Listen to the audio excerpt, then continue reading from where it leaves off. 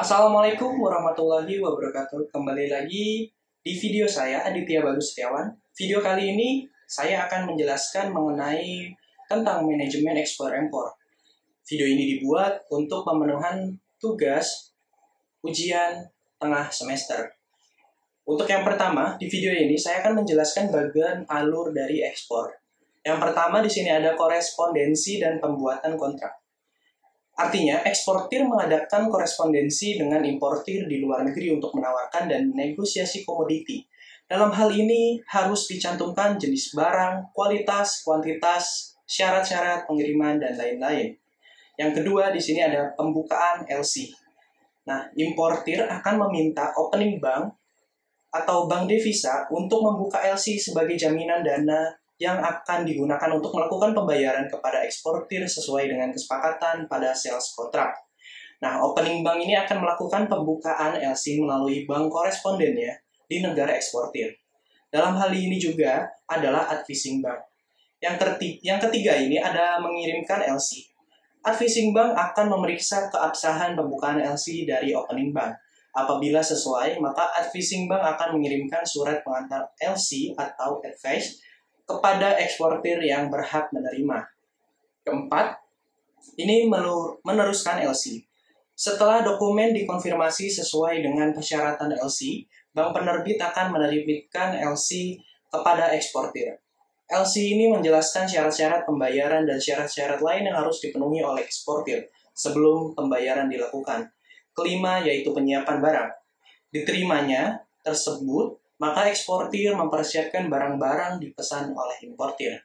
Keadaan barang-barang yang dipersiapkan harus sesuai dengan persyaratan yang tercantum di dalam kontrak dagang dan LC. Mempersiapkan dokumen barang seperti packing list, commercial invoice, dan sertifikat mutu atau standar mutu. Yang keenam ada pemesanan kapal. Di sini eksportir memesan ruang kapal ke perusahaan pelayaran samudera atau perusahaan penerbangan agar perhatikan perusahaan angkut mana yang memberikan jaminan dalam pengiriman. Ketujuh, yaitu pendaftaran muat PEB atau PEBT. Nah, setelah itu, eksportir harus mengurus kewajiban di pemberitahuan ekspor barang atau PEB di pihak bea dan cukai di pelabuhan muat. Sejalan dengan itu, eksportir juga harus menyampaikan hal lain seperti pembayaran pajak ekspor PE dan pajak ekspor tambahan atau PET di advising bank. Kedelapan di sini adalah pemuatan barang. Shipping company akan memuat barang dan menyerahkan bukti penerimaan barang, kontrak, angkutan, bukti kepemilikan barang, bill of lading, serta dokumen pengapalan lainnya jika ada kepada eksportir. Kemudian eksportir akan mengirimkan kepada advising bank untuk diteruskan ke opening bank. Kesembilan ada pengurusan SKA. Di sini diperlukan eksportir mengajukan permintaan SKA kepada Dinas Perindustrian Perdagangan. Kesepuluh, ada permintaan dokumen sesuai LC. Setelah menerima bill of lading dari shipping company, eksportir akan menyiapkan semua keperluan dokumen lain yang disyaratkan dalam LC seperti invoice, packing list, sertifikasi mutu, surat keterangan negara asal atau SKA, dan lain sebagainya. Semua dokumen tersebut akan diserahkan kepada negosiasi bank, dalam hal ini advising bank yang ditentukan dalam LC untuk memperoleh pembayaran atas LC. 11 yaitu menyampaikan dokumen. Negosiasi bank akan mengirimkan dokumen pengapalan kepada opening bank untuk mendapatkan pelunasan pembayaran atau reimbursement atas pembayaran kepada eksportir. Opening bank juga akan memeriksa kelengkapan dan keakuratan dokumen pengapalan.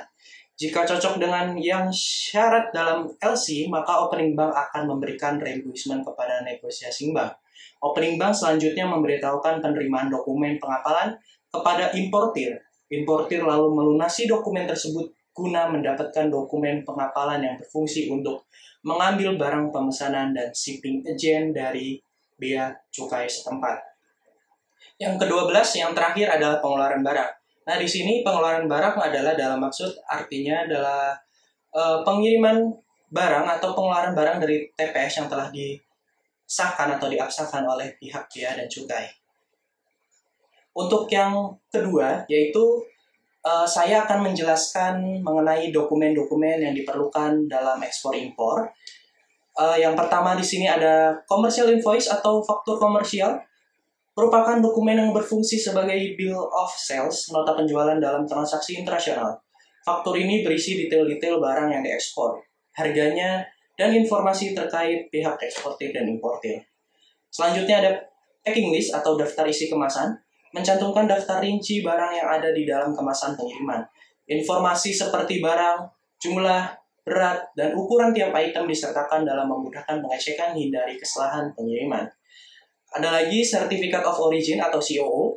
Ini sertifikat asal barang, diterbitkan oleh lembaga yang berwenang untuk menyatakan bahwa barang berasal dari negara tertentu. COO juga dapat dipengaruhi bea masuk yang dikenakan di negara tujuan. Adapun Certificate of Analysis, di sini ada COA.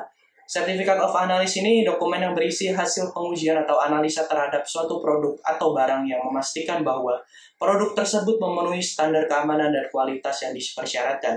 COA juga biasanya diperlukan untuk melakukan pengiriman makanan, obat, dan bahan kimia.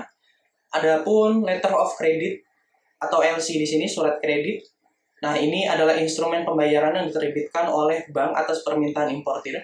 LC juga memberikan jaminan kepada eksportir bahwa mereka akan dibayar setelah memenuhi persyaratan yang ditetapkan, sehingga mengurangi resiko bagi eksportir juga.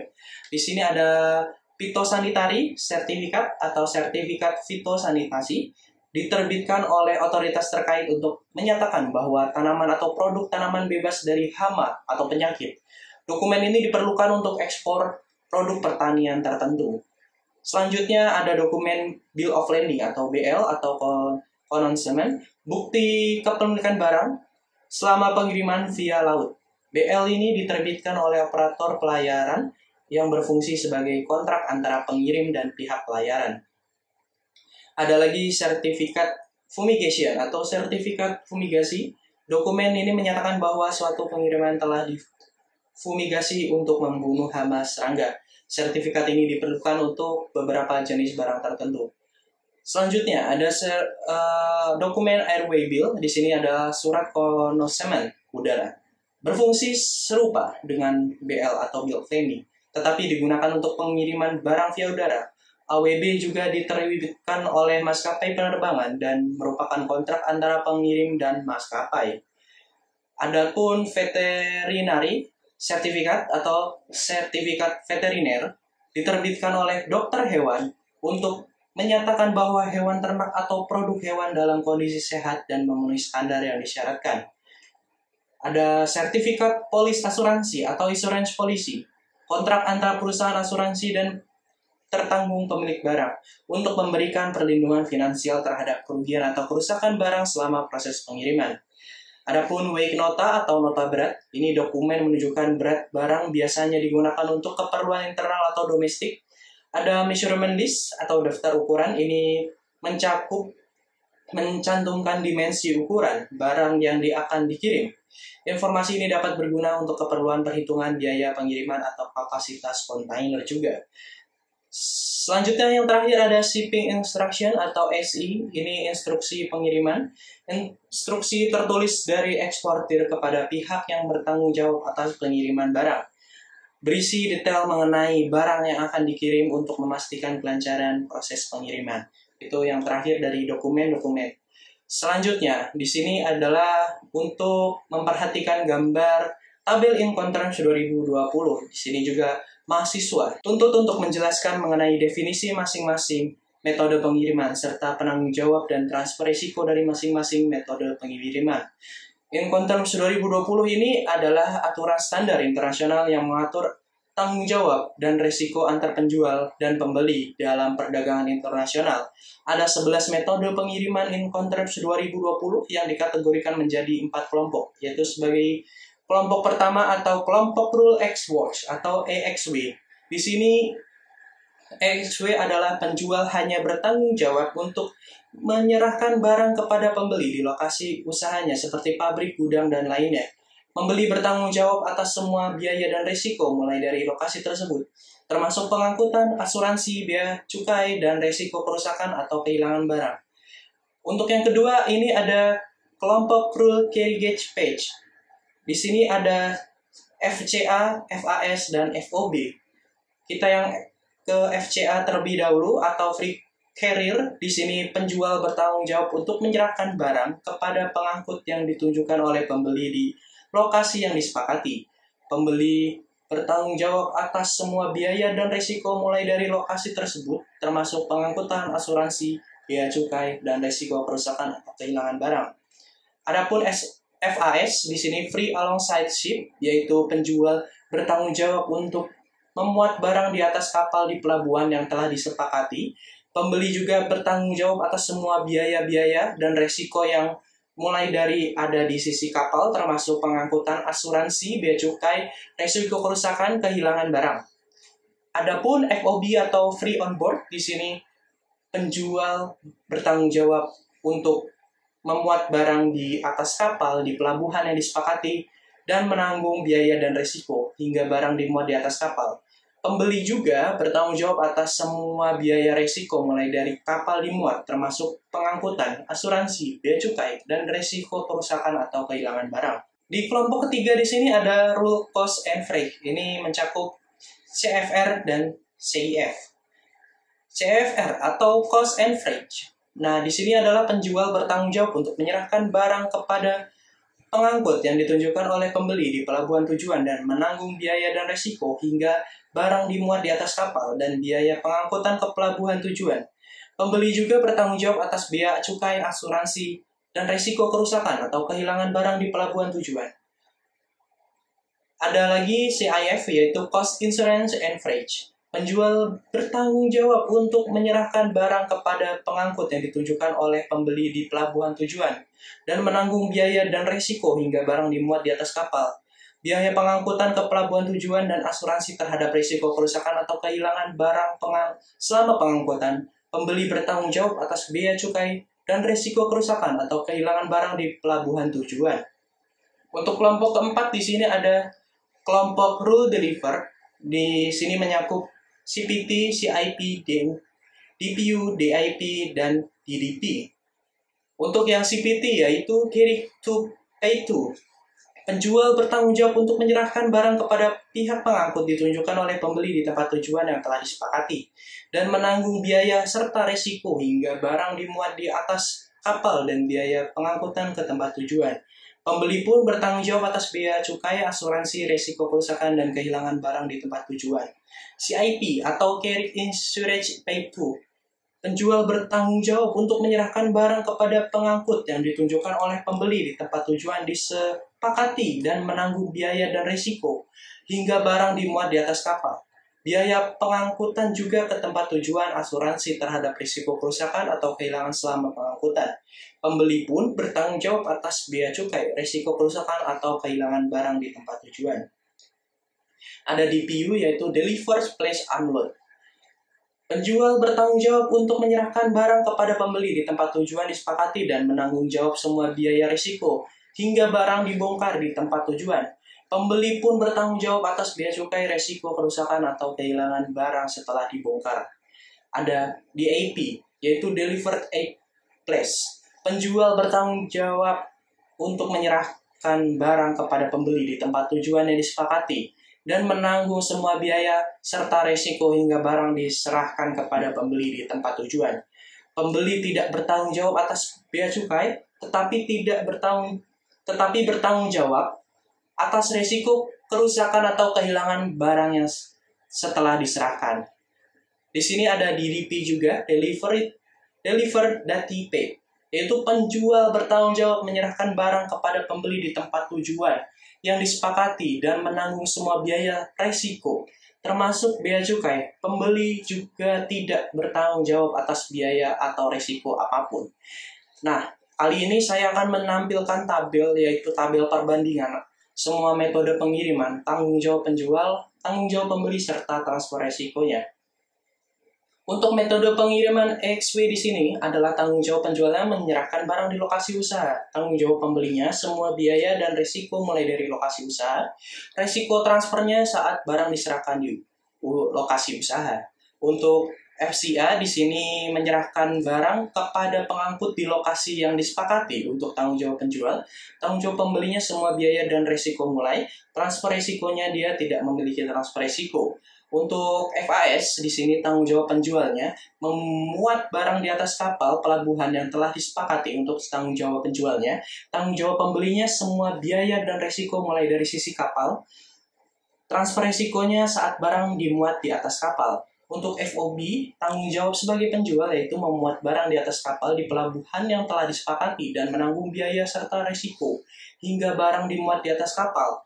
Tanggung jawab untuk pembeli semua biaya resiko mulai dari kapal dimuat, transfer resikonya saat barang dimuat di atas kapal. Untuk CFR di sini tanggung jawab sebagai penjualnya yaitu menyerahkan barang kepada pengangkut di pelabuhan tujuan dan menanggung biaya serta risiko hingga barang dimuat di atas kapal dan biaya pengangkutan ke pelabuhan tujuan. Tanggung jawab sebagai pembelinya berada di bea cukai, asuransi risiko kerusakan atau kehilangan barang di pelabuhan tujuan. Transfer risikonya saat barang dimuat di atas kapal. Adapun CIF di sini menyerahkan barang kepada pengangkut di pelabuhan tujuan dan menanggung biaya serta resiko hingga barang dimuat di atas kapal. Biaya pengangkutan ke pelabuhan tujuan dan asuransi terhadap resiko kerusakan atau kehilangan barang selama pengangkutan itu untuk tanggung jawab sebagai penjualnya. Tanggung jawab sebagai pembelinya berada di bea cukai dan resiko serta kerusakan kehilangan barang di pelabuhan tujuan.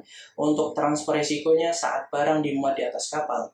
Untuk CPT di sini tanggung jawab sebagai penjualnya yaitu menyerahkan barang kepada pengangkut di tempat tujuan yang disepakati dan menanggung biaya dan risiko hingga barang dimuat di atas kapal dan biaya pengangkutan ke tempat tujuan. Untuk tanggung jawab sebagai pembelinya di sini bea cukai, asuransi, dan risiko kerusakan atau kehilangan barang di tempat tujuan. Tanggung jawab atau transfer risikonya berada di saat barang dimuat di atas kapal. Selanjutnya, CIP, tanggung jawab sebagai penjualnya yaitu menyerahkan barang kepada pengangkut di tempat tujuan yang disepakati dan menanggung biaya dan risiko hingga barang dimuat di atas kapal. Biaya pengangkutan ke tempat tujuan dan asuransi terhadap risiko kerusakan atau kehilangan selama pengangkutan. Untuk tanggung jawab sebagai pembelinya, ada bea cukai dan risiko kerusakan atau kehilangan barang di tempat tujuan. Untuk risiko transfernya saat barang dimuat di atas kapal. Untuk DPU di sini menyerahkan barang kepada pembeli di tempat tujuan yang disepakati dan menanggung semua biaya serta risiko hingga barang dibongkar di tempat tujuan. Ini untuk tanggung jawab sebagai penjualnya. Tanggung jawab pembelinya berada di bea cukai dan risiko kerusakan kehilangan barang setelah dibongkar. Transfer risikonya saat barang dibongkar di tempat tujuan. Untuk DAP di sini atau DAP ini menyerahkan barang kepada pembeli di tempat tujuan yang disepakati dan menanggung semua biaya serta resiko hingga barang diserahkan kepada pembeli sebagai tanggung jawab dari penjualnya. Tanggung jawab pembeli di sini resiko kerusakan atau kehilangan barang setelah diserahkan. Transfer resikonya saat barang diserahkan kepada pembeli. Yang terakhir ada DPP, di sini menyerahkan barang kepada pembeli di tempat tujuan yang telah disepakati, menanggung semua biaya serta risiko termasuk bea cukai untuk tanggung jawab sebagai penjualnya. Tanggung jawab sebagai pembelinya di sini tidak ada, serta transfer risikonya saat barang diserahkan kepada pembeli. Mungkin itu saja video penjelasan dari saya untuk kali ini dalam materi manajemen ekspor dan impor. Sekian dan terima kasih. Wassalamualaikum warahmatullahi wabarakatuh.